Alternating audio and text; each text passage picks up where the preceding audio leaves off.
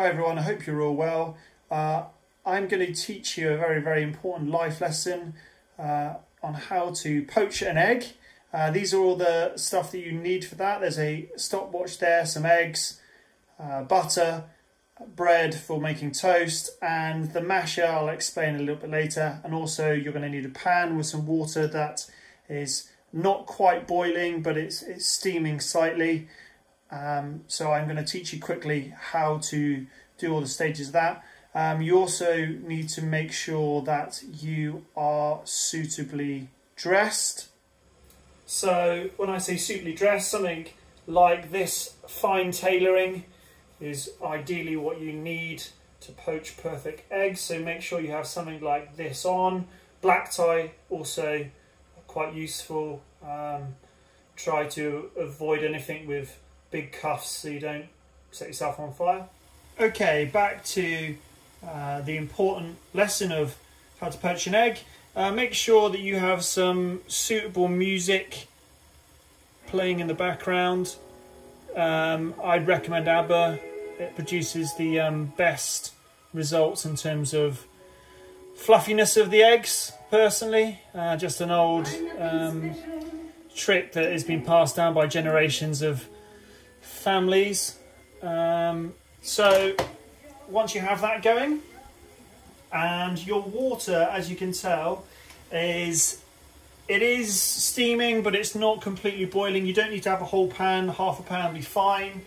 I'm going to show you how to do it with both a poacher, which looks like this, so I'm just going to put in on that side, but also you don't have to have a poacher. Some people use vinegar, but you don't need to use vinegar. So once you have your water in this state, what you need to do is you need to have your timer ready. So I will show you, I've got a timer set up just over there, which has 2 minutes on it. And as soon as I put the eggs in, I'm going to set that timer going. And that will be the time I need to make the perfect eggs. The masher that I've got here, I'm going to use to not mash the eggs, but literally just scoop it underneath and pull out the egg at the right time. You can just use a really big spoon. I don't have one, so I'm having to improvise, but a spoon is probably better. But this is a technique that I've used and gets the egg out without crushing it. Okay, so we're going to have a go at that now. Okay, I'm now going to put the eggs in and set off the timer. So as you can see, just as smoothly as possible putting that in. I put that in on the poacher, but again, I'm just going to do the same on the other side without the poacher, but just as smoothly as possible. Some people say you have to use vinegar. You don't, as long as the temperature of the water's fine. But I am now starting my timer, which is going over there, which now gives you basically 2 minutes to do whatever the hell you want.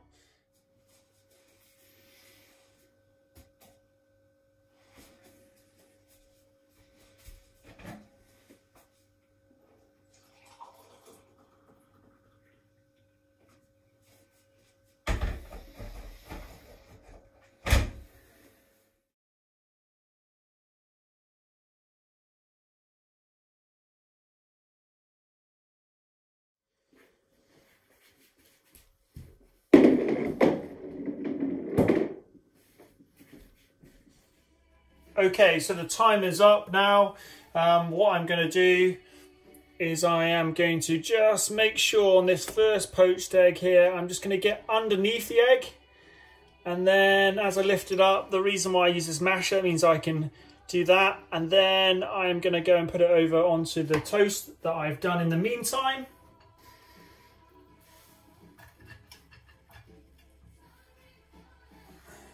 The poacher one is slightly more difficult. I'm just going to lift that up to get rid of it. And again, scooping underneath it. Might take a little bit of jiffing around. Be careful with your fingers because the water will be still quite hot. And again, straight onto the toast.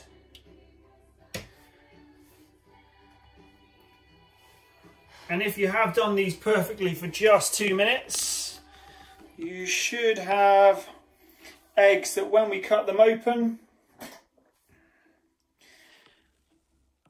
they should be perfectly runny inside, which is what we have there. You can add pepper or tomato ketchup or something else on there if you want a bit of seasoning, but essentially that is the perfect way to bake poached eggs. Doesn't take that long. Very, very nice. Will hopefully help you seduce anybody that you'd like to in future years. Have a go at it, see how you get on, and good luck. Remember, 2 minutes and making sure the water is not completely boiling will be the key things. If you leave it too long, then it will be slightly more stodgy, but hopefully there is everything you need to make the perfect poached eggs.